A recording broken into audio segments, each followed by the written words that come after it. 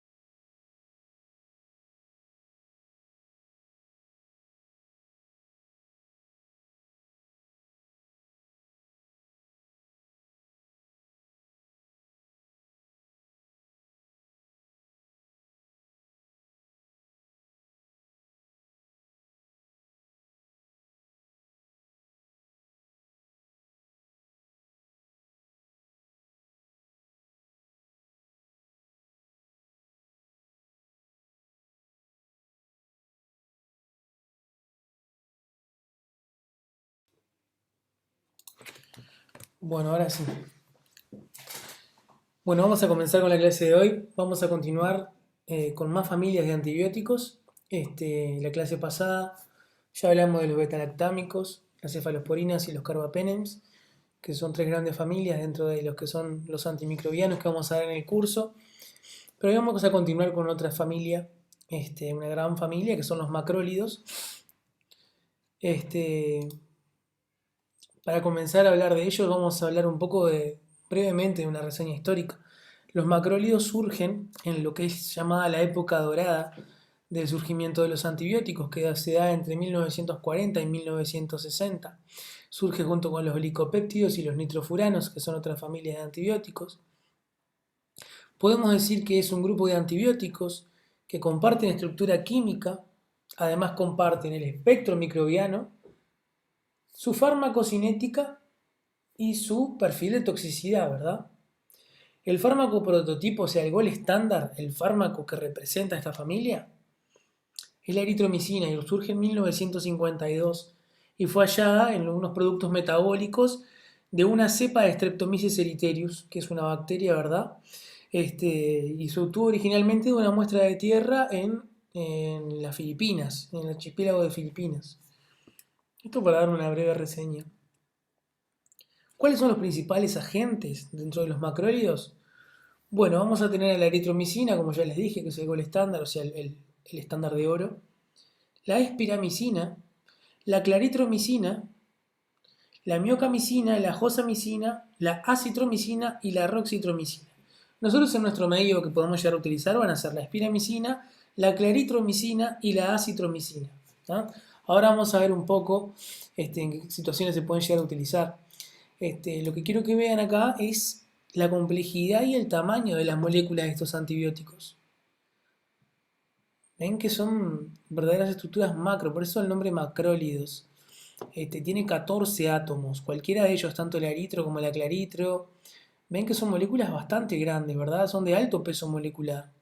Ya nos va dando una idea un poco de la capacidad de difundir a través de las membranas que pueda llegar a tener este tipo de moléculas, que es relativamente reducida.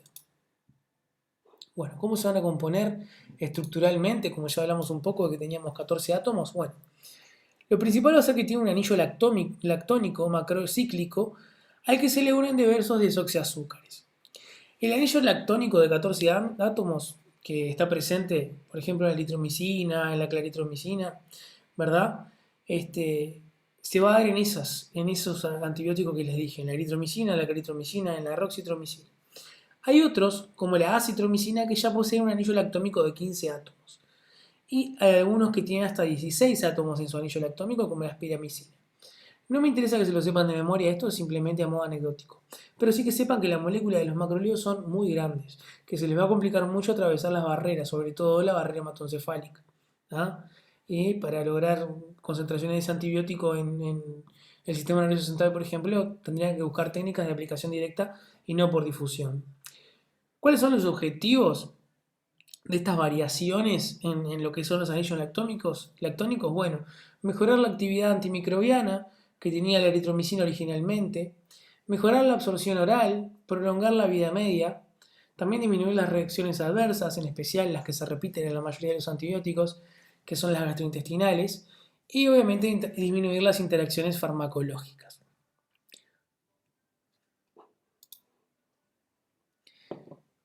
¿Cómo funcionan los macrólidos? Bueno, los macrólidos son bacteriostáticos. ¿Qué era bacteriostático, chicos?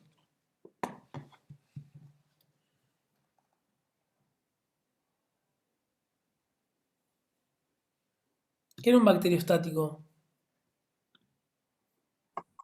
¿Inhibe el crecimiento? Inhibe el No crecimiento. rivalizar. Inhibe el No, crecimiento, la replicación inhibe el bacteriana, ¿verdad? La reproducción de esas colonias. Muy bien. ¿Y bactericida? que mata la bacteria.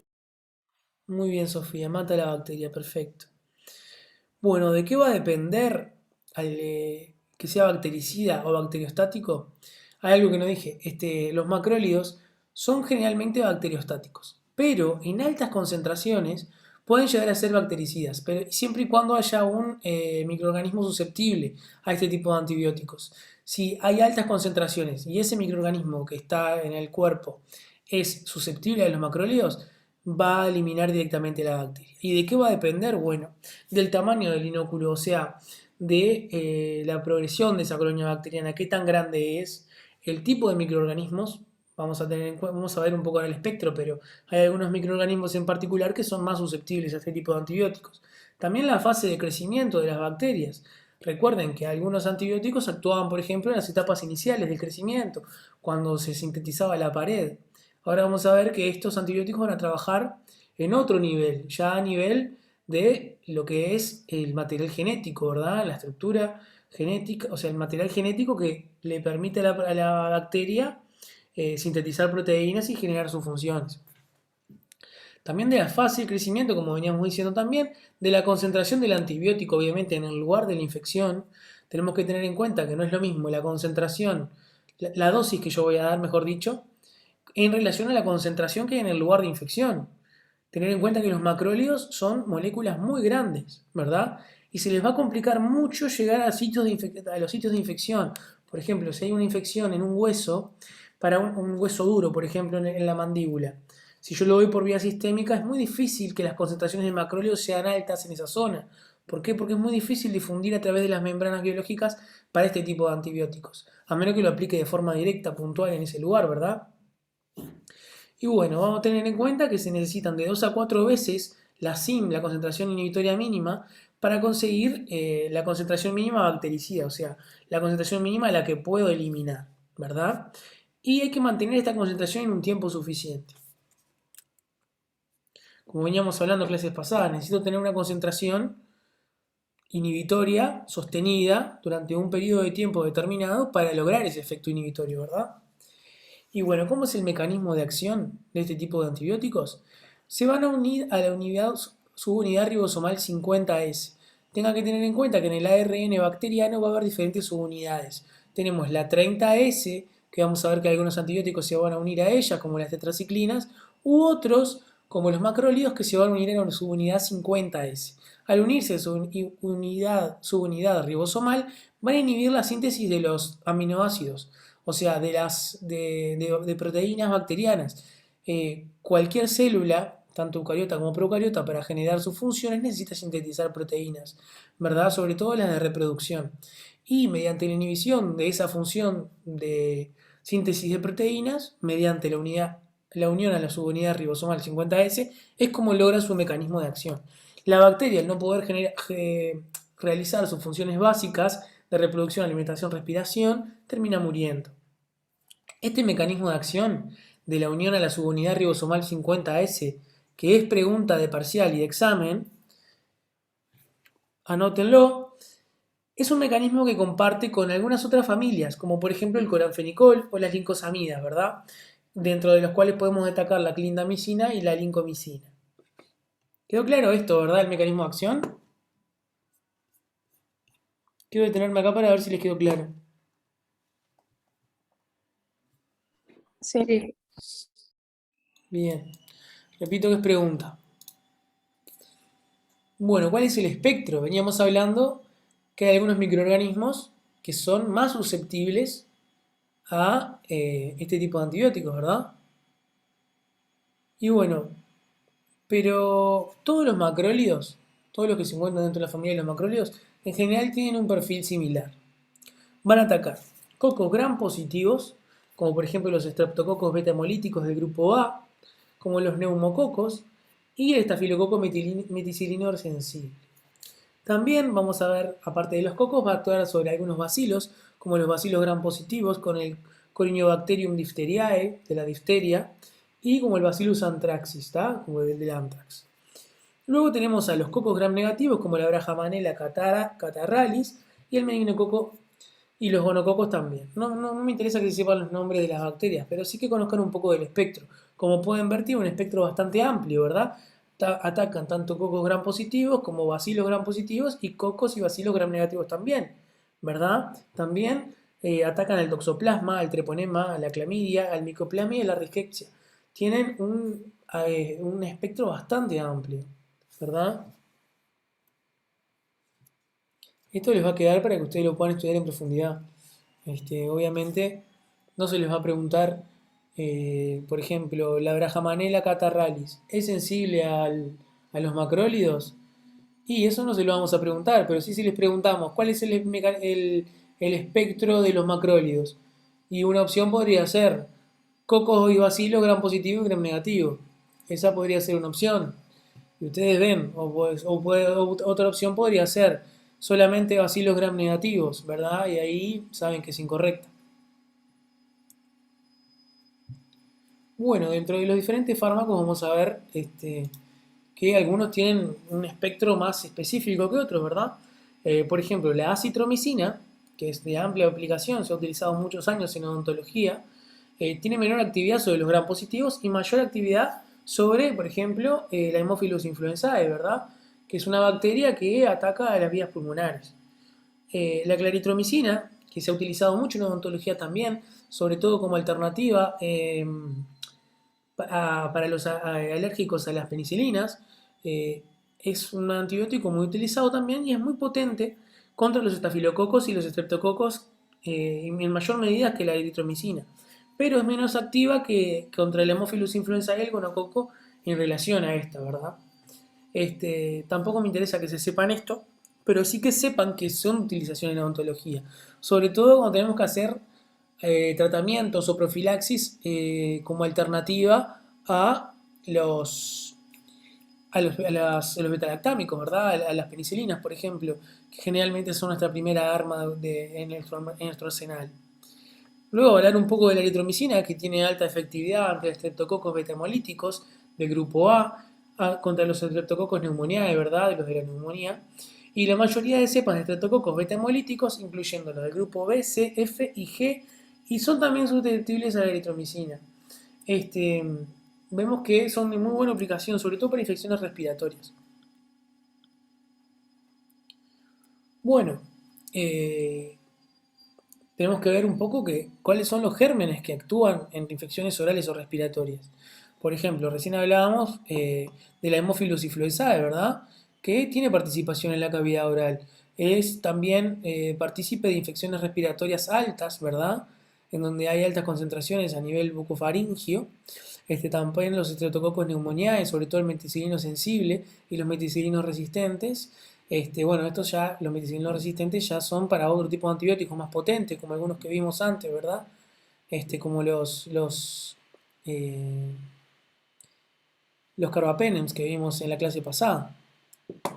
Y bueno, y después para las respiratorias atípicas, tenemos que hay algunos, por ejemplo el micoplasma, la legionela y las clamidias son infecciones respiratorias atípicas, que bueno, algunas de ellas se pueden tratar con macrólidos, pero vemos que son más que nada para infecciones respiratorias y para algunas orales también. ¿Por qué? Porque muchos de los patógenos que infectan las vías respiratorias son a punto de partida de infecciones orales.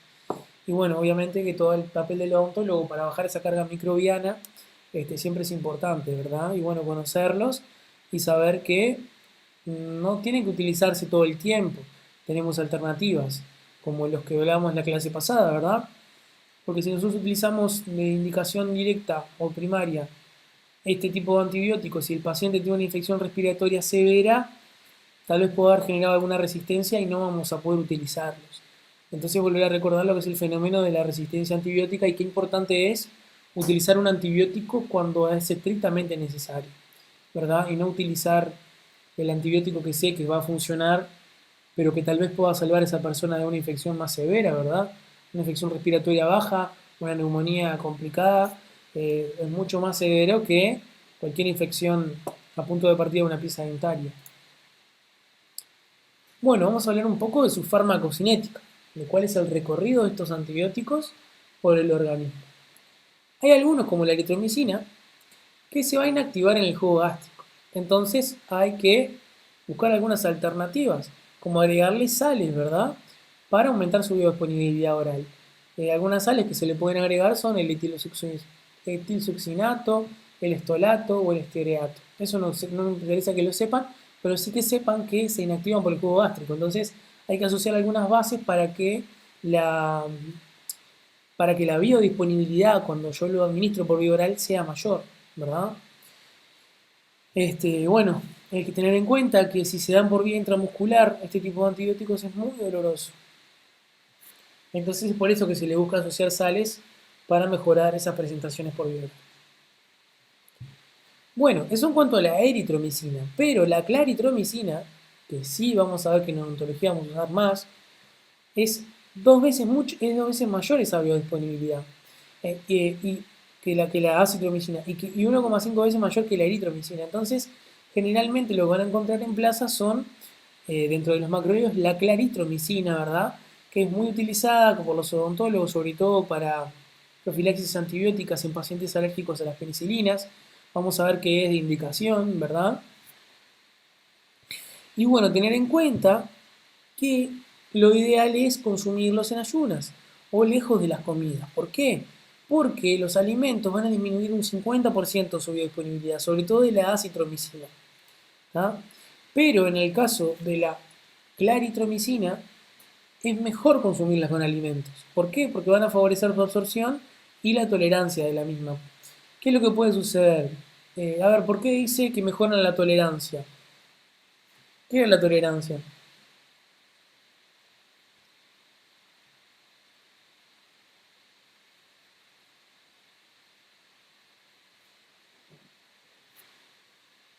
¿Profe, puedes repetir? Sí, acá dice que los alimentos disminuyen la biodisponibilidad de la citromicina en un 50%. En eso estamos de acuerdo, por eso es mejor consumirlo lejos de las comidas o en ayunas. Pero por otro lado, dice que los alimentos pueden favorecer la absorción y la tolerancia de la claritromicina. ¿Qué significa que favorece la tolerancia de la claritromicina?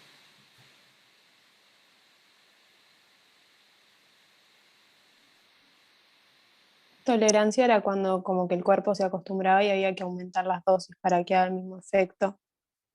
No estoy tan de acuerdo, Tiene que Micaela. ver con la respuesta del organismo, o La respuesta del sea, organismo, ¿en qué cómo sentido? lo reciba. ¿Cómo lo reciba, Mariana? Contame. ¿Y de qué manera lo puede recibir?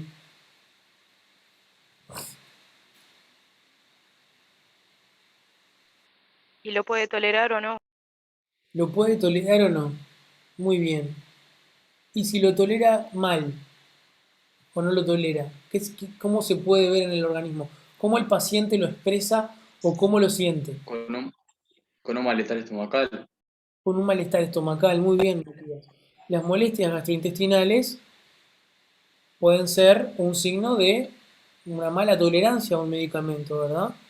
Entonces, si el paciente lo consume con alimentos, esa tolerancia es mejor. Pasa con menor sintomatología gastrointestinal. Ese es un ejemplo de tolerancia, ¿verdad?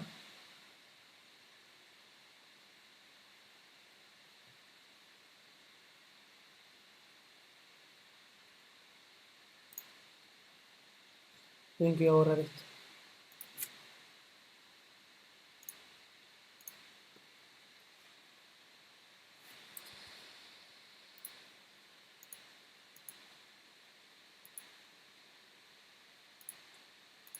Bueno, eso en cuanto a la absorción, ¿verdad? Vimos que se absorbía bastante bien, pero que en presencia de alimentos algunos bajaba su absorción y otros aumentaban. ¿Cómo se va a distribuir en los tejidos? Bueno, va a haber una buena distribución en el organismo, ¿verdad? Se va a distribuir muy bien. Eh, Hay que tener en cuenta de que las concentraciones plasmáticas máximas se van a hallar de 1,5 a 3 horas siempre que le demos por vía oral. La citromicina en el pulmón, amígdalas, próstata y riñón es de 10 a 100 veces superior a la plasmática y se mantiene de 2 a 4 días. Entonces, si la concentración de la citromicina en pulmón y amígdalas prostáticas y a nivel renal es de 10 a 100 veces superior que en plasma y tiene muy buenos niveles de mantenimiento, es por eso que se indican este tipo de infecciones, infecciones pulmonares, infecciones bucofaringeas, ¿verdad? A nivel de las amígdalas, a nivel prostático también se puede indicar, y bueno, a nivel renal eso es otra indicación, obviamente médica. Hay que tener en cuenta que la claritromicina no tiene esa misma relación tejido-plasma. Las concentraciones plasmáticas son más igualadas, no son tan superiores en un lado en comparación a otro, ¿verdad?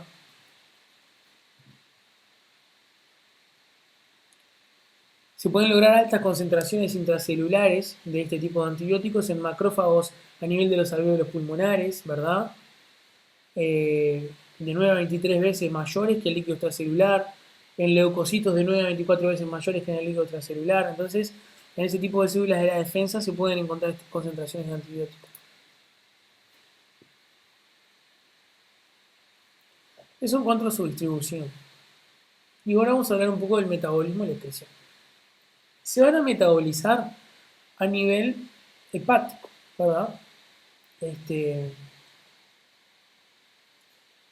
La eritromicina a nivel hepático sufre una desmetilación, el grupo metilo se borra, se escinde del grupo, ¿verdad? Y se excreta por la vía biliar con circulación enteropática y se termina eliminando por las heces que están en un 90-95% y el 5% restante por la orina. ¿Ah? Tener en cuenta que no se puede remover con hemodiálisis o diálisis peritoneal. Generalmente se va a dar por vía biliar. Bueno, la claritromicina se va a metabolizar un 78% en el hígado, ¿verdad? Y la acitromicina se elimina por vía biliar también entre un 80 y un 90% y de un 6 a un 15% por vía urinaria. Y acá les traigo un poco de las vidas medias para que ustedes la vean, ¿verdad? Sobre todo de las que más utilizamos. La eritromicina de 1,5 a 3 horas, que es una vida media bastante baja. La claritromicina ya se extiende un poco más. Esto nos va a determinar un poco los intervalos entre dosis, ¿verdad? Y la acitromicina, vean la vida media que tiene. Recién hablábamos de que se podía mantener en la acitromicina de 2 a 4 días en algunos órganos en particular, ¿verdad? La vida media de la acitromicina es de 40 horas. Tiene una posología bastante particular. Bueno, en cuanto a las reacciones adversas medicamentosas, bueno, a nivel gastrointestinal lo que puede generar es lo que veníamos hablando recién, lo que dijo Matías, que podía ser una molestia abdominal, ¿verdad? también los síntomas gastrointestinales clásicos como las náuseas, los vómitos, las diarreas y algunos casos de pancreatitis. También puede haber reacciones de anafilaxia a este tipo de antibióticos. Los macrólidos no están exentos de generar reacciones anafilácticas o de tipo alérgico, de hipersensibilidad, mejor dicho. Puede verse tipos de erupciones, eosinofilia, algunos casos de fiebre que desaparece cuando se suspende la administración del fármaco, ¿verdad? A nivel del sistema nervioso central puede haber cefalea, disculpe, me tengo salió, alucinaciones, sordera, vértigos, acúfenos, solo a dosis elevadas, ¿verdad? Y son reversibles siempre que se suspenda la administración del fármaco. Bueno, la claritromicina hay que tener en cuenta, como les decía hoy, que es útil en alérgicos a las penicilinas, en infecciones por cocos gram positivos, ¿verdad? Tener en cuenta también que la acitromicina es la más eficaz en las infecciones respiratorias por Haemophilus influenzae. Es de una muy buena aplicación en infecciones por Haemophilus. Entonces, son más de uso intrahospitalario, uso medicinal, o sea, del lado de los médicos y no tanto por nosotros. La claritromicina sí la vamos a utilizar nosotros mucho más, es la más eficaz por infecciones por Mycobacterium avium y el Helicobacter pylori, ¿verdad? Y la espiramicina es de elección para el tratamiento de la toxoplasmosis en embarazadas y es el que está reservado en esta aplicación, o sea, la espiramicina no se va a utilizar para nada más que para el tratamiento de la toxoplasmosis en embarazadas. ¿Por qué? Porque es actualmente el único antibiótico que tenemos para el tratamiento de la toxoplasmosis que pueden tolerar las embarazadas, o sea que es de indicación que por categoría de la FDA se permite utilizar en embarazadas. Cualquier otro antibiótico que tenga dentro de su espectro el toxoplasma puede generar alteraciones a nivel del feto, ¿verdad? Y por eso no se indican, y el único que se utiliza es la espiramicina. Si nosotros utilizáramos espiramicina para tratar todas las demás infecciones de toxoplasma o de otro tipo de microbios que estén dentro de su espectro, podríamos generar resistencia y perder este valioso aliado en lo que es el tratamiento de esta enfermedad en este tipo de población. Bueno, vamos a hablar un poco de la citromicina. Hablamos que era más estable que la eritromicina a pH gástrico, o sea que en pHs ácidos es mucho más estable que la eritromicina. También hablamos que los alimentos van a disminuir su absorción en un 50%, que penetra rápida y extensamente en los tejidos, permanecen los leucocitos polimorfonucleares in vitro por varias horas, aún después de que haya sido removida por espacio extracelular, y tener en cuenta que su liberación puede ser estimulada por fagocitosis. Cuando estas células, estos leucocitos polimorfonucleares mueren, hay una liberación sostenida porque las concentraciones dentro del núcleo de estas células se liberan al medio extracelular. Es por eso que podemos lograr concentraciones de acitromicina hasta 40 horas, ¿verdad? Por eso su vida media es tan elevada. Inclusive hasta 4 días en algunos órganos. Bueno, los niveles de los macrófagos y polimorfonucleares pulmonares, el tejido amigdalino, los genitales o pélvicos, ten en cuenta que permanecen elevados por varios periodos, lo que les decía recién, de hasta 4 días. Es una característica que le permite la administración. Yo les hablaba de una posología muy particular. ¿Por qué? Porque se puede administrar en una única dosis para el tratamiento de enfermedades de transmisión sexual y de regímenes de tratamiento de 3 a 5 días para infecciones de la piel. También es un muy buen aliado en las infecciones de tejidos blandos y en algunas infecciones respiratorias como hablábamos hoy. Este tipo de antibióticos, como vimos, no posee metabolismo hepático y es ampliamente distribuido en tejido cerebral. Sin embargo, hay muy poca cantidad o nula detectable en el humor acuoso o el líquido cefalorraquídeo. Bueno, la claritromicina tiene una muy buena absorción oral con o sin alimentos. Es el macrólido de mejor absorción y tiene una biodisponibilidad del 50%. Se metaboliza rápidamente y produce un metabolito activo, el cual mantiene un pico hasta 3 horas posteriores a su administración. Su concentración tisular es mayor que la de la eritromicina, pero menor que la de eritromicina, de la acitromicina, que como vimos es de hasta 40 horas. Tener en cuenta que penetra muy bien en los macrófagos alveolares y los leucocitos polimorfonucleares, y su vida media prolongada se debe a la producción de este metabolito activo que hablábamos recién, y con 2 tomas diarias ya podríamos estar cubriendo al paciente. Tiene una extensa metabolización hepática, a diferencia de la citromicina, y se excreta por vía renal. Una alteración de la función renal, tener en cuenta, por ejemplo, una disfunción renal, por el motivo que sea, va a aumentar la vida media de este tipo de antibióticos, porque obviamente no se va a poder eliminar de forma normal. Entonces hay que tener en cuenta que los pacientes con insuficiencia renal, de cualquier tipo, hay que hacer un ajuste de la dosis. Generalmente se bajan esas dosis, sobre todo por su alta vida media. Y bueno, ¿cuál es la dosis usual? Va a ser de 250 a 500 miligramos por vía oral, 2 veces al día, de 7 a 14 días. Es muy parecida a la posología de la amoxicilina. Hay algunas formulaciones que son de liberación prolongada, que son de hasta 500 o 1000 miligramos, que con una sola toma diaria ya el paciente está cubierto en dosis superiores a la SIM durante más de 24 horas. Y bueno, eso en cuanto a los macrólidos. El día de hoy es una clase cortita porque la clase pasada ya dimos la cefalosporina de todas las generaciones, entonces quedaba solamente macrólidos para hoy, así que los dejo ir temprano. Chicos, ¿tienen alguna duda de la clase de hoy?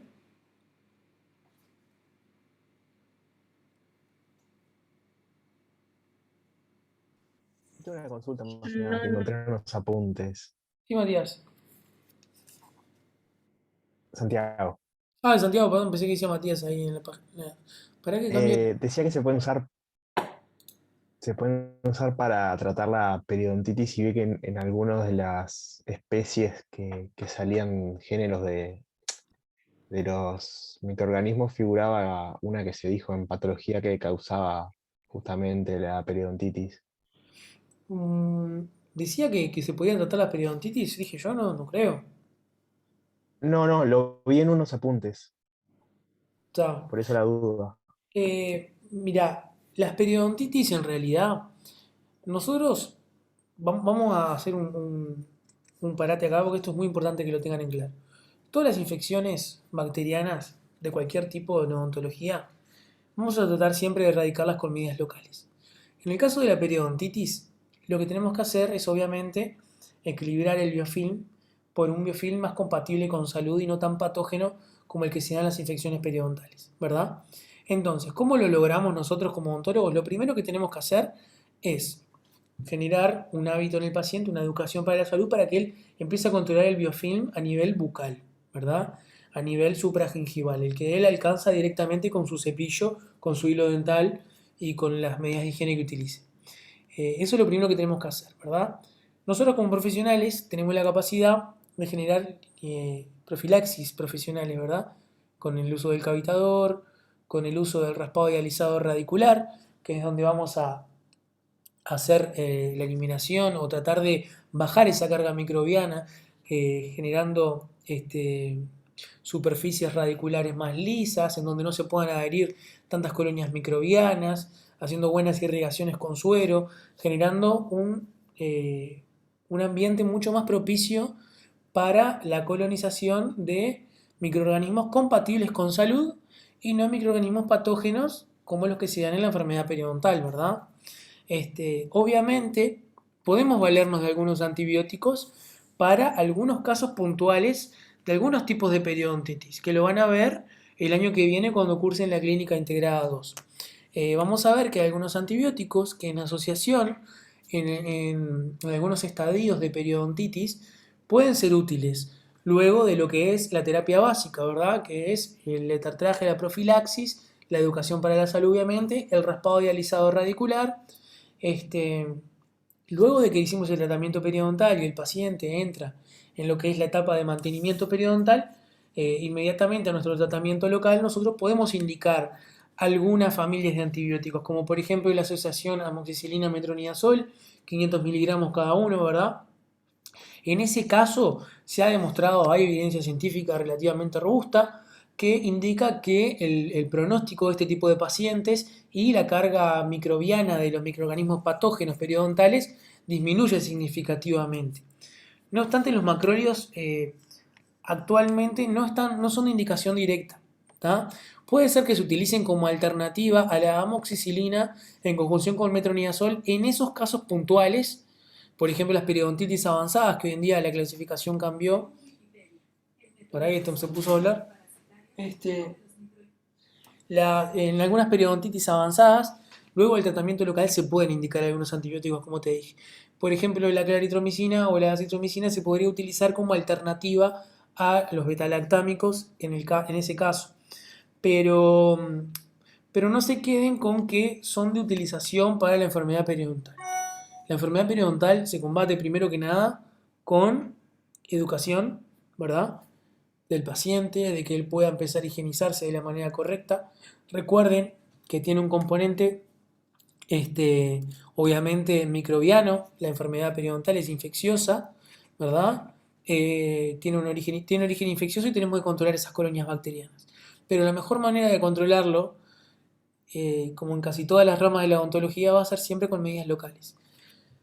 Detartraje profilaxis, raspado y alisado radicular, ¿verdad? Cirugías periodontales en el caso que lo requiera, el uso de antisépticos y en el caso que amerite, como les dije, hablé yo recién de las periodontitis avanzadas o algunas periodontitis de rápido avance, ahí en esos casos podría estar justificada la utilización de algunos antibióticos, dentro de los cuales podrían haber algunos macrólidos, siempre y cuando el paciente no pueda consumir los antibióticos dentro de la familia de los que son los betalactámicos, ¿tá? Solo ahí. No sé si fui claro o me fui mucho por las ramas, pero quise dejar eso muy en claro porque hay muchas corrientes de utilización de antibióticos para el tratamiento de enfermedades bucales o que se dan en la odontología y la sola aplicación de un antibiótico no debería ser jamás el tratamiento. No sé, Martín, si vos querés agregar algo a lo que dije. No, está perfecto, Nacho. Decirle que capaz que por lo que preguntaba el compañero, Santiago. es porque antes se utilizaba el nombre comercial, era Rodogil, que era de un laboratorio inglés, que era una asociación con espiramicina y metronidazol que ya venían en el mismo comprimido y lo utilizaban para el tratamiento de la enfermedad periodontal. Después de lo que les contó Nacho, de la espiramicina y el uso de la toxoplasmosis en las embarazadas, usarlo como para el tratamiento de la periodontitis, y no todas las periodontitis, eso después lo van a ver. Yo honestamente la nueva clasificación no me la acuerdo de memoria, era para lo que antes se le llamaban periodontitis agresivas, ahora tienen otro nombre, ¿sí? Y en periodontitis avanzadas también. Ahí va, y avanzadas también, que se les indicaba la asociación de antimicrobianos. Actualmente pasan dos cosas. Una, ese laboratorio no exporta desde allá, o sea, no se importa más en nuestro país ese medicamento, o sea, ya no está en plaza, ¿sí? Esa asociación, porque aparte era muy, muy caro. Y segundo, se está utilizando la asociación de la amoxicilina con el metronidazol, que después vamos a ver cuando veamos metronidazol, vamos a hablar de las asociaciones y por qué son importantes y por qué son válidas las asociaciones. ¿Ah? No siempre se puede asociar cualquier antimicrobiano con cualquiera. Por eso nosotros siempre vamos a hacer hincapié en qué tienen que tener en cuenta para una asociación. ¿Ah? Eso. Gracias por el aporte, Martín. Sí, Santiago, como decía Martín, antiguamente venían esas presentaciones, pero era para el tratamiento, como te dije, de algunas periodontitis en particular y luego del tratamiento local. Lo mismo se sigue haciendo hoy, pero obviamente con alguna otra alternativa para resguardar de la espirimicina, que como les dije, tenía una aplicación puntual y tenemos que cuidarlo mucho porque no queremos que se genere resistencia, porque nos quedaríamos sin antibiótico para cubrir a las embarazadas ante la toxoplasmosis. Y sí, básicamente es eso. El tratamiento de las periodontitis va a ser siempre con medidas locales y en algunos casos sí algunas asociaciones, pero no mucho más. ¿Alguien más tiene alguna duda?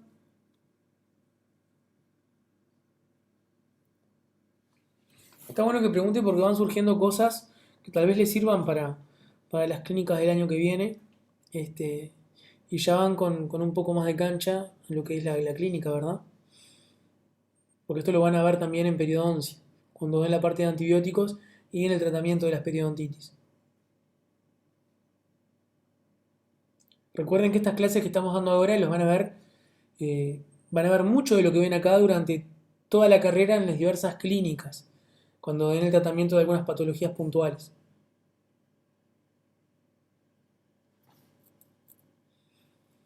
Qué lástima que no está Natalia, que nos podía haber profundizado un poco más en lo que es el tratamiento de las periodontitis.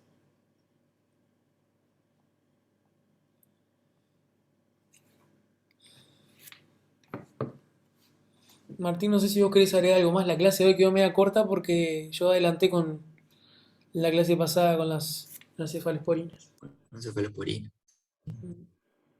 Una combinación no válida es, por ejemplo, amoxicilina con un macrólido. ¿Ven? Eso, por ejemplo, no es válido. ¿Tá?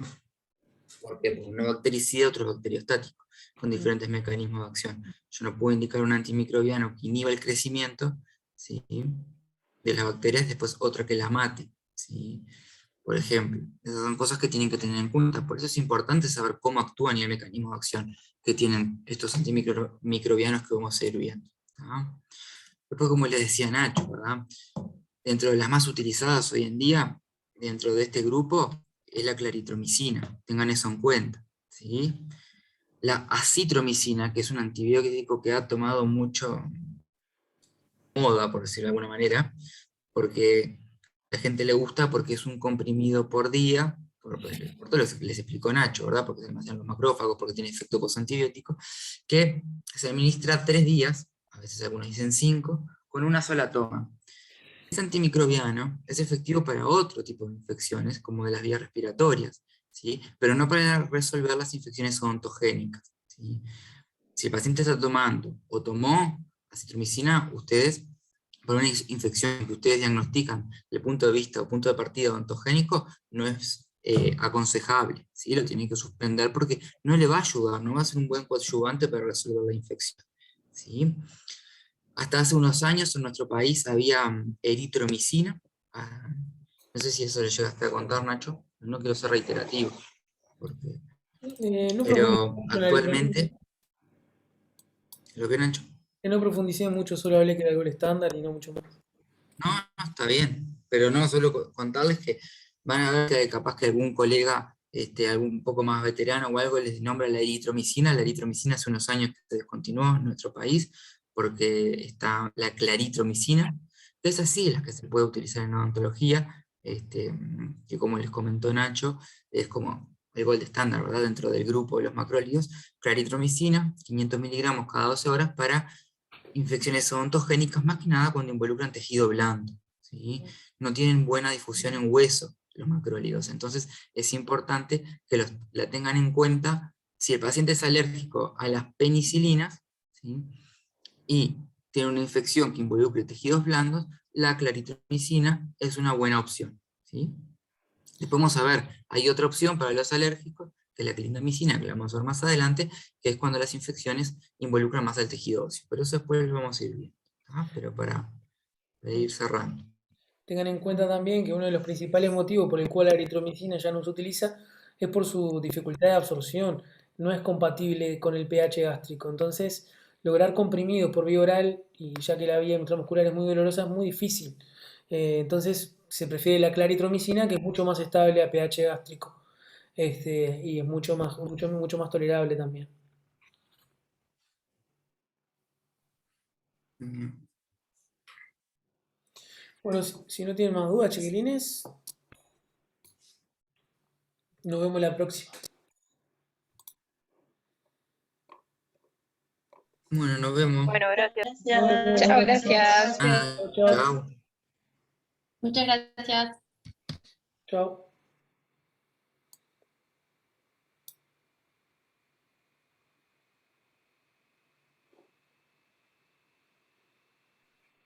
Hola, ¿cómo andan? Chao, Flor.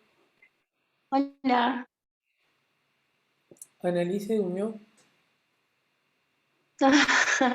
A ver, no ¿Vos le subís la clase a Eva ahora, Nacho? Sí, yo se la subo. ¿Qué te pareció la diapo, Martín? ¿Fue la...? Para ver. Poné Sí, me pausar gustó. grabación. Sí.